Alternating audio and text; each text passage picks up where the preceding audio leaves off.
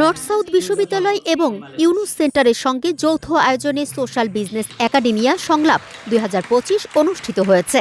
29 June রবিবার সকালে এনইসির main অডিটোরিয়ামে এই অনুষ্ঠানের আয়োজন করা হয়। বান্ডেল থাকলে প্রতি সেনমানিতে টাকা বাঁচবে।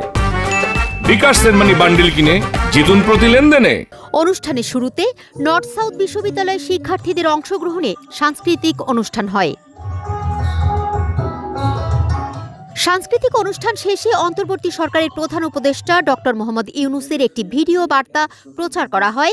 সেই ভিডিও বার্তায় প্রধান উপদেষ্টা বলেন, দেশের শিক্ষা ব্যবস্থাকে আরও এগিয়ে নিতে আমরা কাজ করছি। এ সময় নর্থ সাউথ বিশ্ববিদ্যালয়ের সাফল্য কামনা করেন ডক্টর মোহাম্মদ ইউনুস।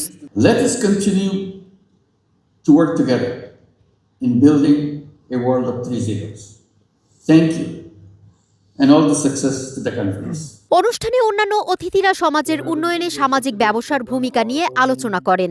এ সময় স্বাস্থ্য ও পরিবার কল্যাণ মন্ত্রণালয়ের উপদেষ্টা নূরজাহান বেগম, সমাজ কল্যাণ উপদেষ্টা শারমিন সোনিয়া মুর্শিদ সহ বিভিন্ন বিশ্ববিদ্যালয়ের উপাচার্য, নীতি নির্ধারক, বিদেশি অধ্যাপক, বিভিন্ন ব্যাংকের ব্যবস্থাপনা পরিচালক, কূটনীতি ও অন্যান্য অতিথিবৃন্দরা বক্তব্য রাখেন।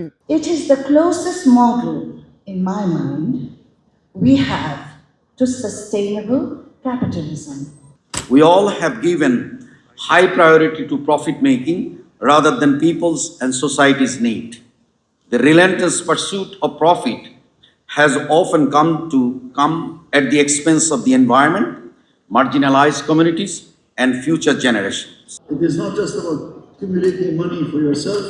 It is in fact that we are all part of a bigger whole, whether it is society or the ecosystem on which we all depend.